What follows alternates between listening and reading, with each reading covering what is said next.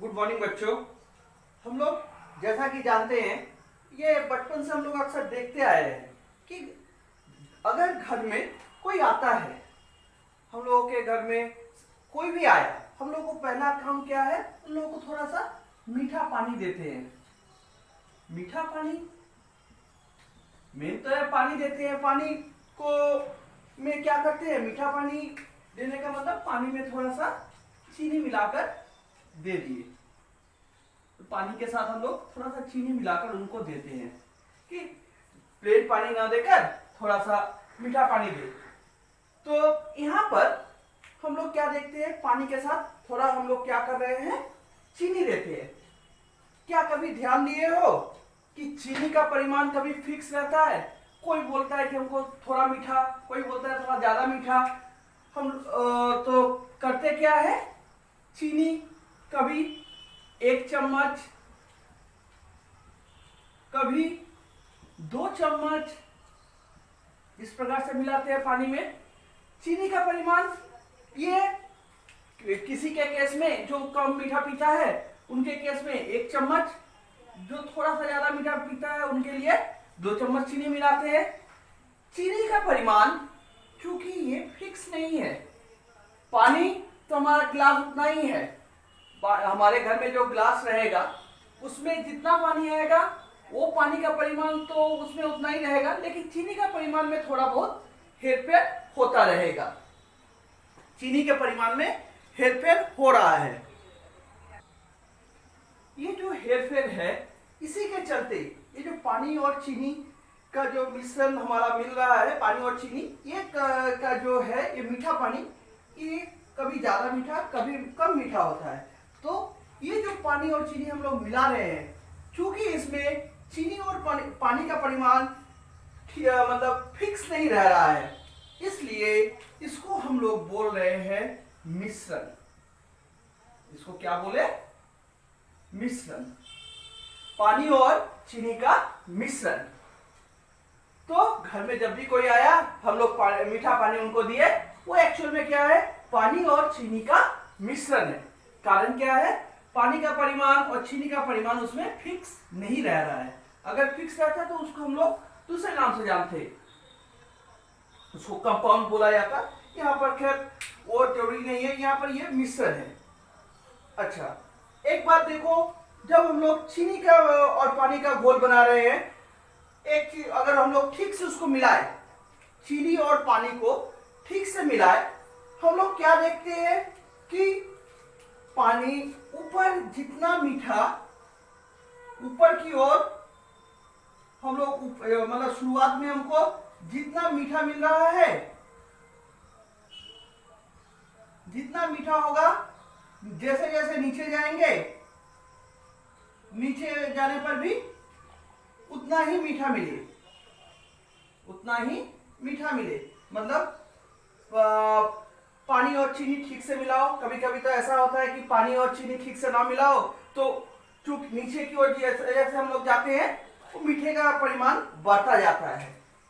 अगर ठीक से मिला हो, हम लोग चाहे पानी ऊपर से ले चाहे नीचे से ले, हमको उतना ही मीठा मिले, तब उसको हम लोग बोलते हैं, इस मिश्रण को समांगी मिश्रण।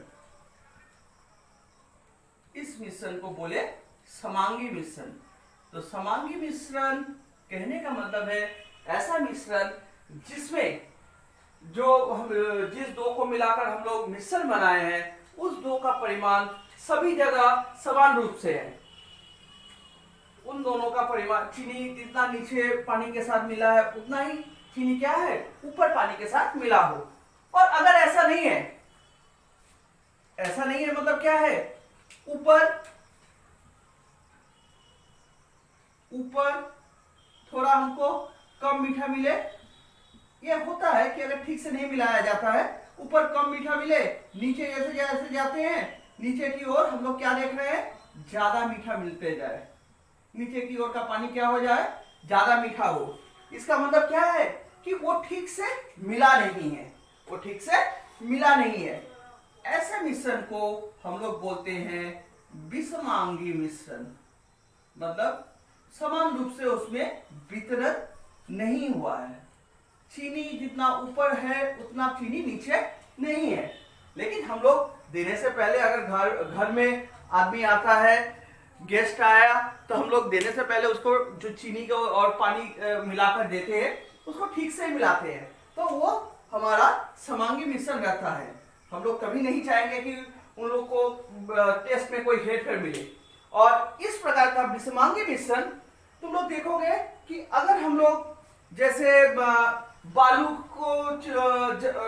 बालू के साथ यहाँ पर अगर बालू और जल को मिलाओगे, बालू और जल जैसे मिला दिए, तुमको दिखाई देगा कि वितरण समान रूप से, लेकिन नीचे की ओर देखोगे बालू के कण ज्यादा घूम रहे हैं। तो उस प्रकार उस जगह हमको क्या मिलेगा कि वो जो मिश्रण मिला वो विषमांगी मिश्रण मिला। नीचे की ओर बालू का परिमाण ज्यादा मिलेगा, ऊपर की ओर बालू का परिमाण कम मिलेगा, तो वो हमको विषमांगी मिश्रण है। तो समांगी और विषमांगी ये मिश्रण के प्रकार है। हम लोग जब भी कोई मतलब परिमाण को फिक्स ना रखकर दो को मिलाते हैं, दो किसी चीज को मिलाए, तो वो क्या बनता है, मिश्रण बनता है। मिश्रण में अगर जो यहाँ पे पानी और चीनी को देखे थे, अगर वितरण समान तरीके से हो, इसमें हम लोग क्या था, पानी में चीनी का वितरण था, पानी में चीनी का वितरण, पानी में जो चीनी का वितरण था ये यहां पर समान रूप से था, सभी जगह समान था, समान था। कहां पर, सभी जगह समान रूप से था, इसीलिए इसको हम लोग समांगी बोले थे। और यहां पर क्या था, असमान था, यहां पर ये असमान था, मतलब सभी जगह समान नहीं था, इसीलिए इसको हम लोग विषमांगी मिश्रण बोले हैं। तो मिश्रण दो प्रकार, समांगी मिश्रण और विषमांगी मिश्रण। यहां पर देखो ये जो मिश्रण हमारा बना, इसी को लेके आगे यहां पर क्या है, पानी और चीनी। हम लोग नॉर्मल सी बात है कि पानी में चीनी को मिला रहे हैं, पानी में चीनी को मिला रहे हैं। पानी में चीनी को जब मिला रहे हैं तो पानी का परिमाण नॉर्मल रूप से चीनी से क्या है, ज्यादा है, और चीनी पानी की तुलना में कम है।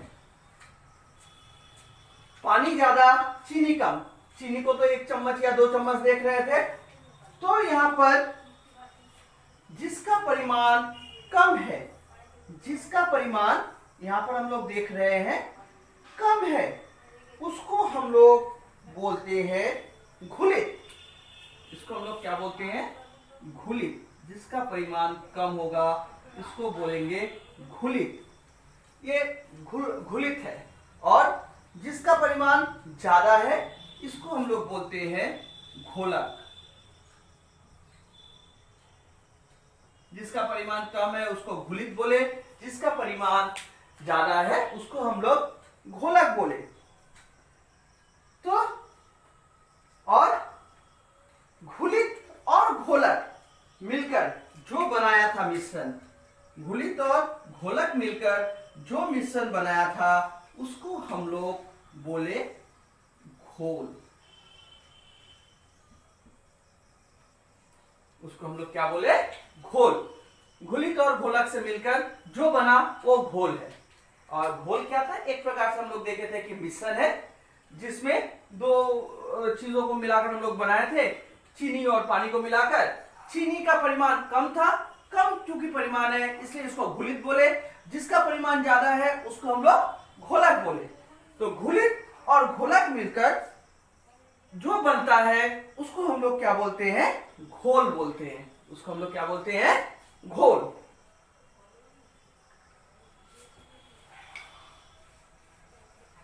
तो हम लोग आज हम लोग घोल के ऊपर स्टडी कर रहे हैं। हम लोगों का टॉपिक क्या है, घोल। तो घोल दो चीजों से मिला हुआ है, जिसमें क्या है, एक में दूसरा मिला हुआ है। एक में दूसरा मिला हुआ, जैसे पानी में चीनी मिला हुआ है, या बोल सकते हैं पानी में चीनी वितरित है, एक में दूसरा वितरित अवस्था में है, एक में दूसरा वितरित अवस्था में है। हम लोग अभी मिश्रण में जो देख रहे थे, हम लोग क्या देखे, एक हमारा कंडीशन ये हो सकता है ठीक तरीके से घुल जाए, एक हम लोग देखे कि वो ठीक तरीके से पूरा एकदम ठीक तरीके से घुल जाए, ठीक तरीके से घुल जाए, या बोल सकते हैं कि ठीक तरीके से वितरित हो, वहां पे घुल जाए, या इसको हम लोग बोलते हैं ठीक तरीके से वितरित हो। जो घुलित के कण है वो गोलक में ठीक तरीके से या तो घुल जाए, नहीं तो हम लोग दूसरा क्या बोल सकते हैं, वो वितरित हो। जैसे अभी हम लोग पानी और चीनी का मिश्रण बनाए थे, तो हम लोग देखे थे कि ऊपर जितना मीठा है नीचे भी उतना मीठा रहेगा।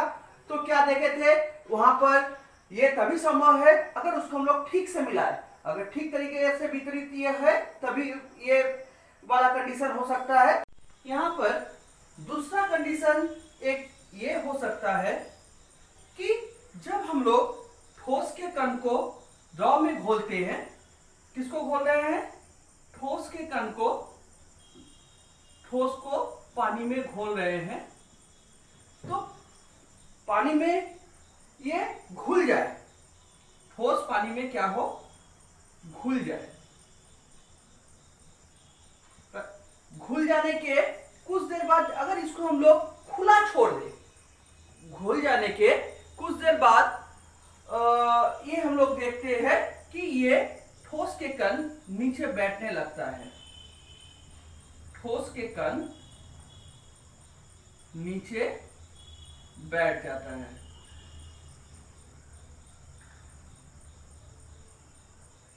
तो हम लोग क्या देखें कि घुलित को जब घोलक में घोल रहे हैं तो घुलित और घोलक तो घुल जा रहा है, वो तो पहला क्या है, घुल जा रहा है, लेकिन कुछ देर जाने के बाद बिना हिलाए उसको हम लोग छोड़ दें, कुछ देर गया, उसके बाद देखते हैं ठोस के कण नीचे बैठ जाता है। हमारा एक प्रकार का मिश्रण इस प्रकार का हो सकता है। और एक तीसरा कंडीशन मेरा ये हो सकता है कि अगर हम लोग चिपकने वाला पदार्थ ले, चिपकने वाला पदार्थ जैसे जिलेटिन ले, क्या ले रहे हैं यहां पर देखो, चिपकने वाला पदार्थ,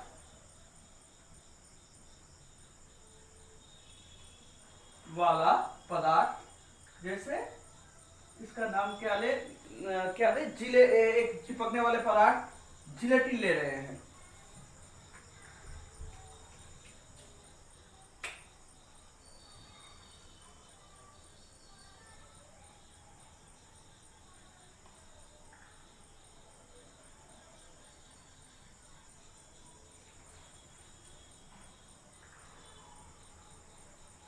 एक चिपकने वाला पदार्थ जिलेटिन ले रहे हैं, तो ये क्या होता है, ये यहां पर न तो घुलता है और न ही नीचे बैठता है, न तो ये पूरा घुल जाएगा, न तो घुलेगा,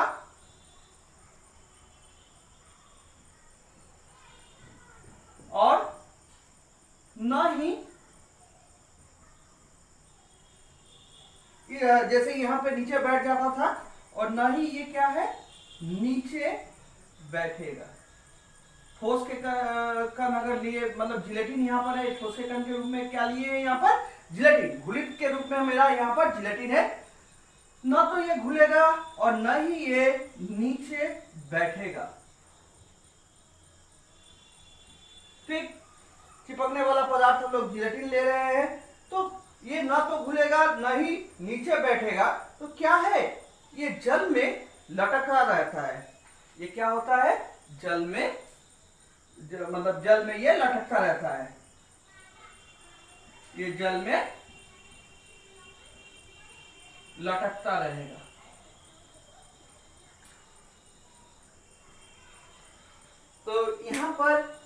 क्या है, घुलित और घोलक ठीक तरीके से क्या हो गया, घुल गया। घुलित और घोलक ठीक तरीके से क्या हुआ, घुल गया। और उसके बाद मैं देखा कि पहले तो घुल गया, फिर क्या हो गया, ये नीचे बैठ गया। ठोस के कण क्या हो गया, नीचे बैठ गया। और यहां पर क्या है, जल में लटकता रहेगा, ना तो घुलेगा ना ही बैठेगा। तो इसमें मैंने किसको लिया था, जिलेटिन वाला, जिलेटिन लिया था, चिपकने वाला पदार्थ है। यहां पर जो इस तरीके का घोल है जिसमें ये ठीक तरीके से घुल जाए, इसको हम लोग बोलते हैं वास्तविक घोल। इसको हम लोग बोलते हैं वास्तविक घोल, जिसमें क्या हो, घुलित का वितरण घोलक में समान परिमाण समान जगह पर हो, हर जगह पर समान रूप से हो। घुलित का जो वितरण है घोलक में वो क्या है, समान रूप से हो, सभी जगह हमको समान हो। मतलब ये ठीक तरीके से घुल जाए, या ठीक तरीके से बोल सकते हैं ये वितरित है। वितरित क्या है, घुलित वितरित हो घोलक में, ठीक तरीके से वितरित हो। और यहां पर मैं देखा हूं कि ठोस के कण क्या हो जा रहे हैं, नीचे बैठ जा रहे हैं। पहले तो घोल लिए हम लोग, जैसे बालू के साथ इसका घोल लिए थे, बालू के साथ पानी का घोल लिए। जब घोले तो वो तो घुल गया, लेकिन कुछ देर रह जाने के बाद, छोड़ देने के बाद हम लोग देखते हैं वो नीचे बैठ जाता है। तुम लोग देखोगे कि अगर गंगा का पानी लोगे, मटमैला कलर का थोड़ा सा है, मिट्टी का कलर का होगा, तो कुछ दिन रख दोगे, देखोगे मिट्टी नीचे बैठ गया, पानी तुम्हारा साफ हो गया। तो वो भी क्या है, इस तरीके का ही है। तो यहां पर जब इस टाइप का घोल बनता है, इसको हम लोग बोलते हैं निलंबन घोल। इसको हम लोग निलंबन बोलते हैं। ये वास्तविक था, ये क्या है, निलंबन है। ये वास्तविक घोल, ये है निलंबन घोल। और जहां पर ना तो घुला ना नीचे बैठा, बीच में रुक गया, ना वो ठीक तरीके से घुला ना वो नीचे बैठा, वो बीच में क्या हुआ, लटकता रह गया, इसको हम लोग कललीय या कोलाइडल घोल बोलते हैं। इसको हम लोग कोलाइडल या कललीय घोल बोलते हैं। ठीक है, तो घोल हमारे 3 प्रकार के हैं, वास्तविक घोल, निलंबन घोल और कललीय घोल। वास्तविक घोल में क्या है, जो घुलित का डिस्ट्रीब्यूशन है वो हर जगह समान रूप से होता है।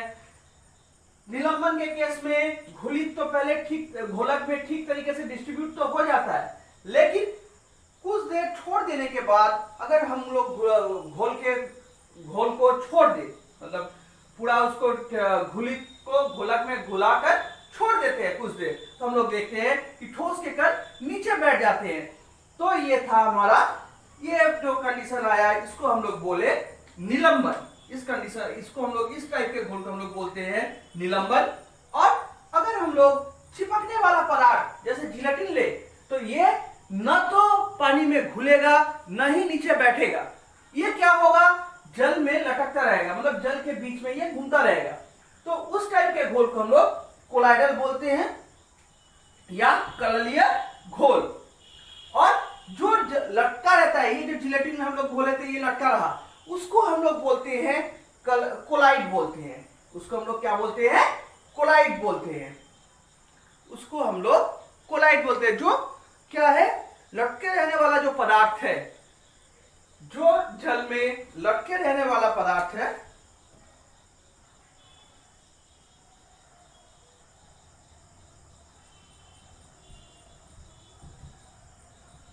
लटके रहने वाला जो पदार्थ है उसको हम लोग बोले कोलाइड।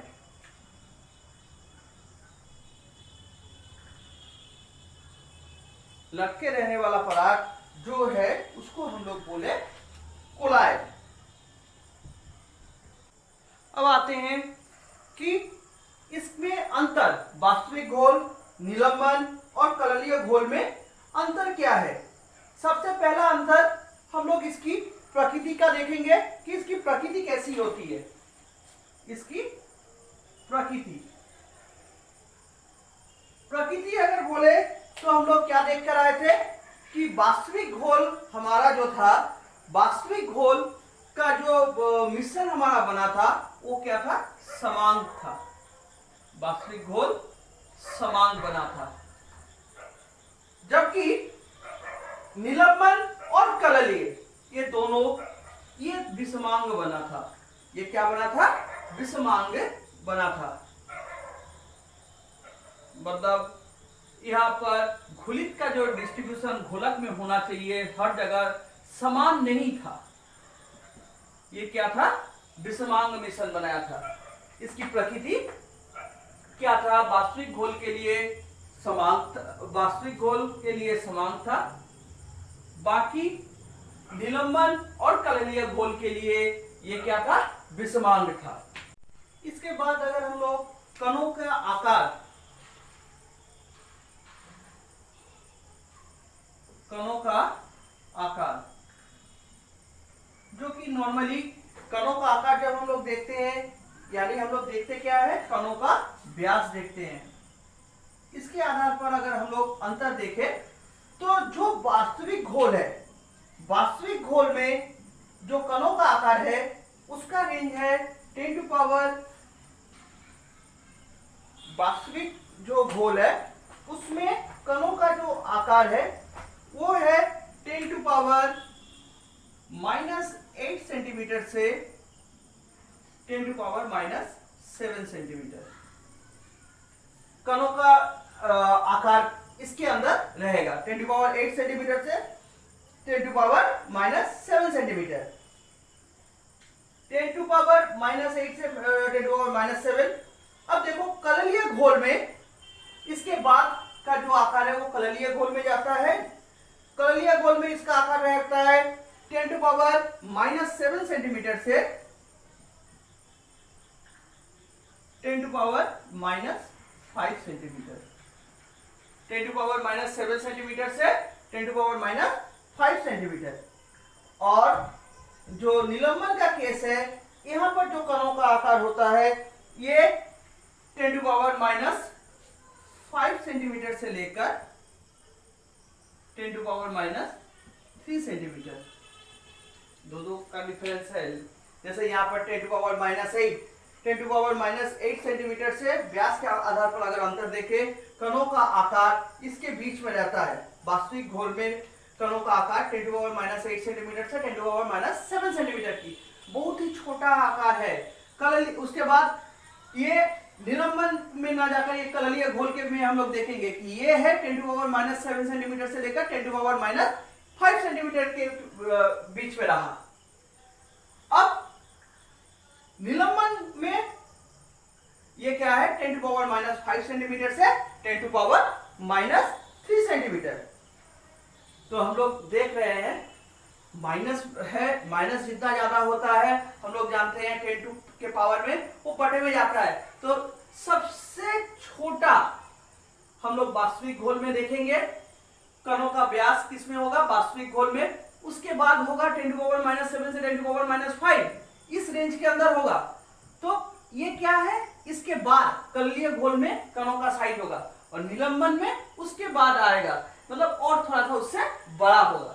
सबसे छोटा वास्तविक, उससे थोड़ा बड़ा कललीय और उससे बड़ा निलंबन में कणों का साइज रहता है। इसके बाद जो सबसे छोटा है,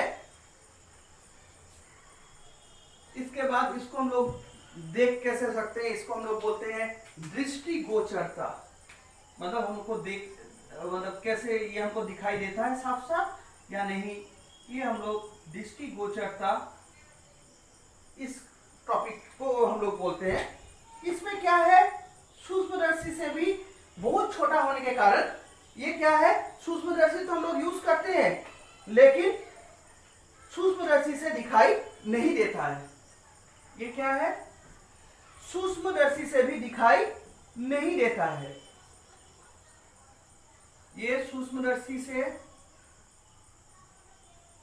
सूक्ष्मदर्शी अगर हम लोग यूज कर रहे हैं, ये सूक्ष्मदर्शी से क्या हुआ, दिखाई नहीं देता है, सूक्ष्मदर्शी से दिखाई नहीं देता है। इसके बाद इसके बाद का साइज कललीय गोल के कणों का होता है, ये थोड़ा सा बड़ा, तो इसको हम लोग अति सूक्ष्मदर्शी, मतलब सूक्ष्मदर्शी से भी मतलब और थोड़ा सा जिसमें पावर ज्यादा हो, इसको हम लोग बोलते हैं अति सूक्ष्मदर्शी।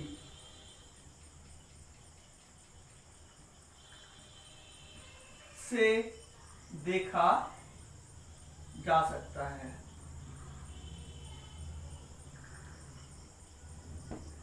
तो इसके केस में क्या हुआ, सूक्ष्मदर्शी से ये दिखाई दिया ही नहीं, लेकिन कललीय गोल में वास्तविक गोल के बाद कणों का आकार बड़ा कललीय गोल में हुआ थोड़ा सा, तो उसको हम लोग क्या है अति सूक्ष्मदर्शी की सहायता से देख सकते हैं।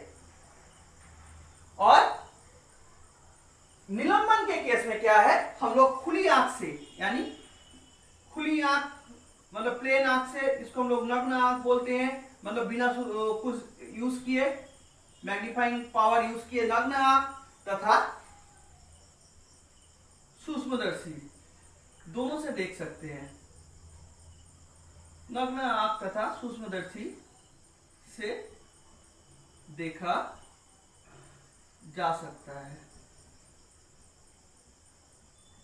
तो देखो, सबसे छोटा कण वास्तविक गोल में होता है, जो गुलिक का आकार है सबसे छोटा है वास्तविक गोल में, जिसको कि हम लोग सूक्ष्मदर्शी से भी देख नहीं सकते हैं। उसके बाद का साइज कललीय गोल के में होता है, जिसको हम लोग क्या है अति सूक्ष्मदर्शी के सहारे देख सकते हैं। उसके बाद कणों का आकार थोड़ा सा बड़ा होकर निलंबन में आया, जिसको हम लोग क्या है नग्न आंख तथा सूक्ष्मदर्शी से देख सकते हैं, नग्न आंख तथा सूक्ष्मदर्शी से देख सकते हैं।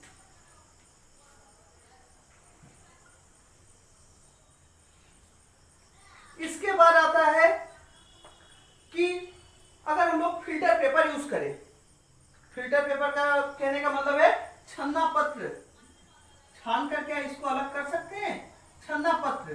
छन्ना पत्र कहने का मतलब है कि फिल्टर पेपर, फिल्टर का अगर हम लोग यूज करते हैं, थोड़ा सा ठीक से लिखे,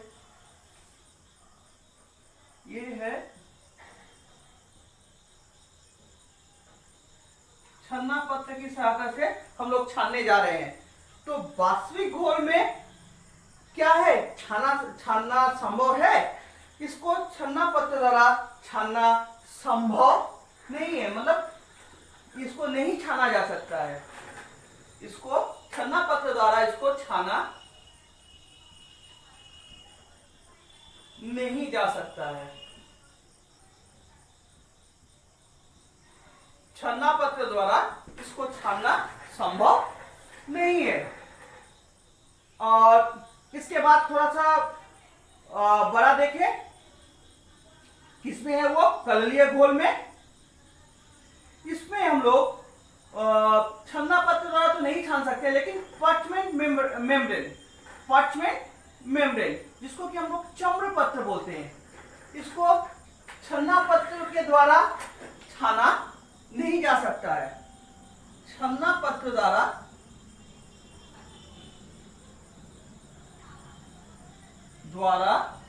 छाना नहीं जा सकता, छन्ना पत्र द्वारा छाना नहीं जा सकता है। लेकिन यहां पर एक हम लोग यूज करते हैं पार्चमेंट मेम्ब्रेन, जिसको कि हम लोग बोलते हैं चम्र पत्र, चम्र पत्र द्वारा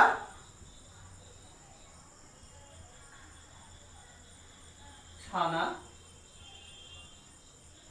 जा सकता है। इसके द्वारा इसको छाना जा सकता है। किसके द्वारा छाना गया, इसको चम्र पत्र, पार्चमेंट मेम्ब्रेन, उसके द्वारा इसको छाना जा सकता है।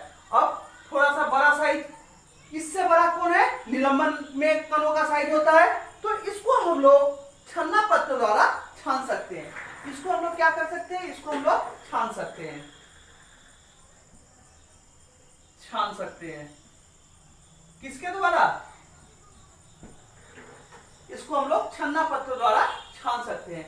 यहाँ पर लिखे, अगर छानना लिखकर अगर हम लोग लिखते तो अच्छा होता कि छन्ना पत्र द्वारा छानना संभव नहीं है। यहाँ पर छन्ना पत्र द्वारा इसको छानना संभव नहीं है, इसको छानना लिखे।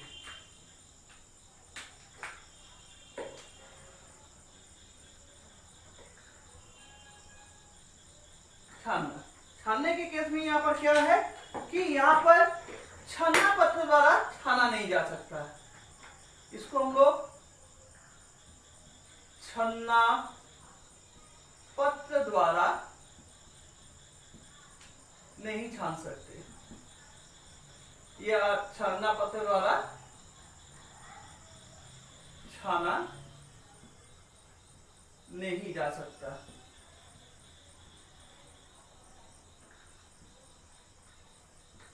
यहां पर क्या है, ये हो जाएगा तब छन्ना पत्र द्वारा छाना, इसको छन्ना पत्र द्वारा छान सकते हैं।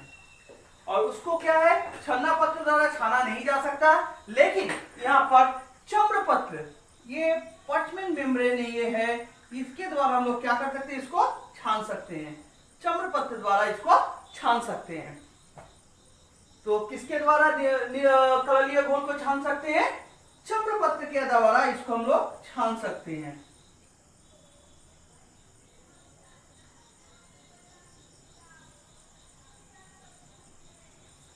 इसके बाद आता है कि आवेश, विद्युत आवेश को अगर देखिए,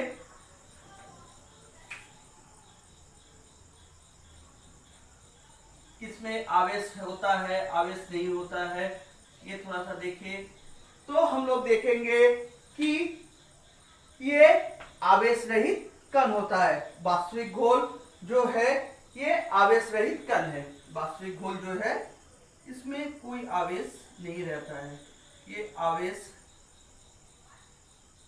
रहित है, आवेश रहित। निलंबन के केस में भी ये भी आवेश रहित है।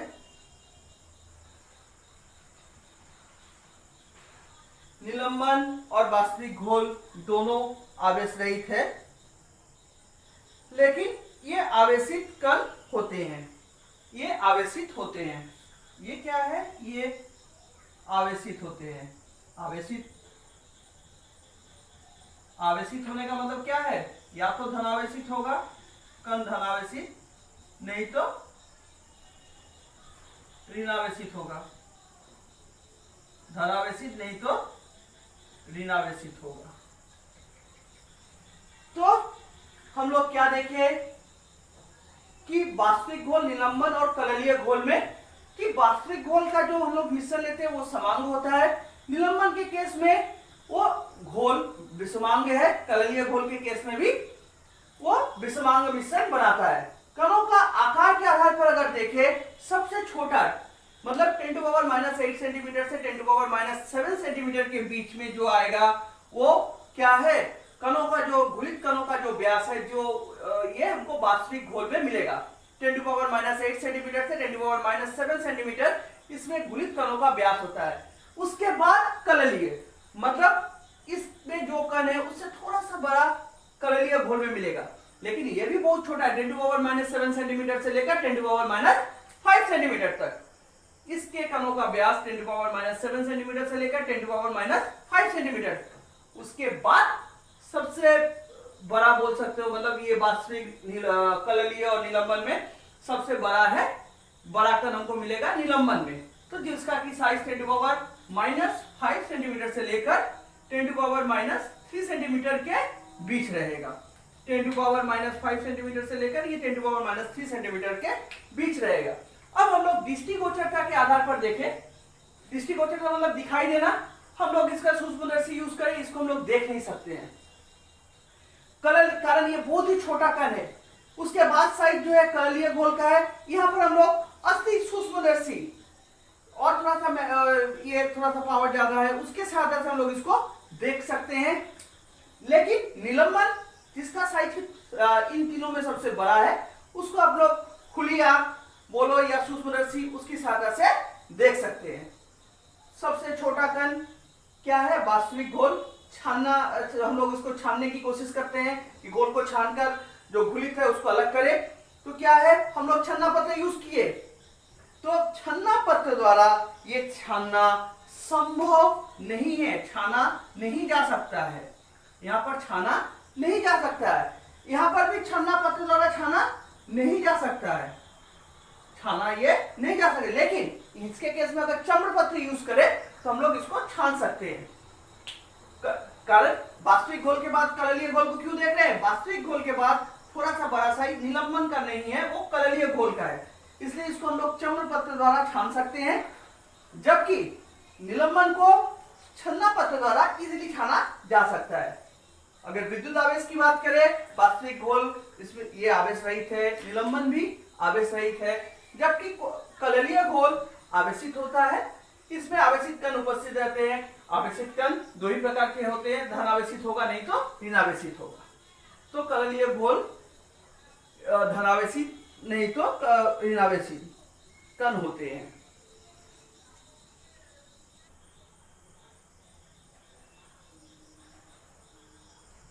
अब हम लोग देखते हैं कि वायु को प्रदूषित करने वाले निलंबित पदार्थ, यहाँ पर प्रदूषित करना इंपॉर्टेंट है और ये जो निलंबित पदार्थ है ये इंपॉर्टेंट है। वायु को प्रदूषित करने वाला निलंबित पदार्थ, तो वायुमंडल में जब कोहरा होता है, कुहासा होता है, एक हम लोग कुहासा को देखते हैं।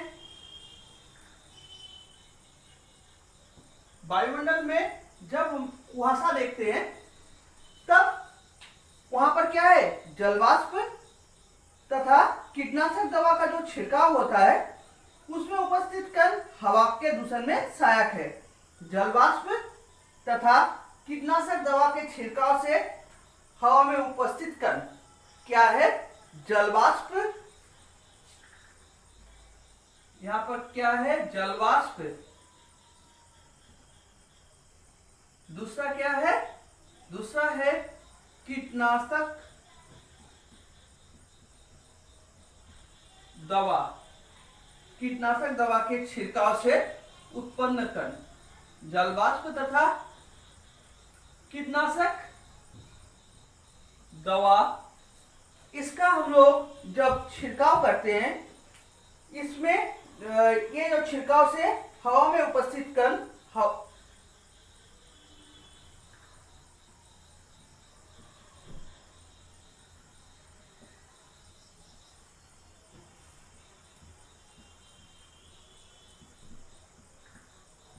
हवा में उपस्थित कण मतलब क्या है? ये जलवाष्प के कण और कीटनाशक के कण जब मिलकर हवा में उपस्थित रहता है उस समय ये कुहासा बनता है। इससे क्या है? वायु प्रदूषित होती है। तो कुहासा के समय जलवाष्प तथा कीटनाशक दवा के छिड़काव से हवा में उपस्थित जो भी कण मिल रहेगा उससे क्या है? वायु प्रदूषित होगी। उससे वायु क्या होगी? इस कण से वायु प्रदूषित होगी, इससे वायु प्रदूषण होगा।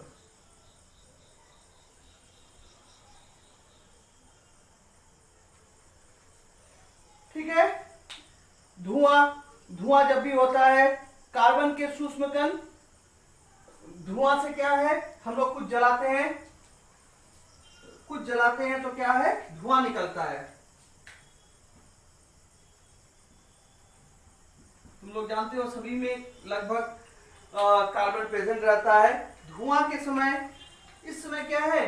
कार्बन के कण, धुआं जब भी उठता है कार्बन के कण हवा में मिलकर ये क्या करते हैं? वायु को प्रदूषित करता है। जब हम लोग कुछ भी जलाते हैं, हवा में उपस्थित कार्बन की जो सूक्ष्म कण उस जलाने के फलस्वरूप उत्पन्न होता है, वो क्या करता है? उसको प्रदूषित करता है। और कुछ जैसे तुम लोग देखोगे कि धूल के कण, धूल जब भी तुम लोग किसी को जैसे बस्ता झाड़ते हो या कुछ भी झाड़ते हो, उसमें जो धूल जमी होती है वो क्या है? वो हवा में चली जाती है। मतलब ठोस पदार्थों के, हम लोग अगर ठोस पदार्थों घिसते हैं, रगड़ते हैं, उससे उत्पन्न जो धूल कण है, जैसे बालू, कोयला, सीमेंट, राख आदि, ये कण वायु को प्रदूषित करती है। क्या क्या है? हम लोग जब बालू, कोयला, सीमेंट, ये सब कण हवा में जाकर क्या करता है?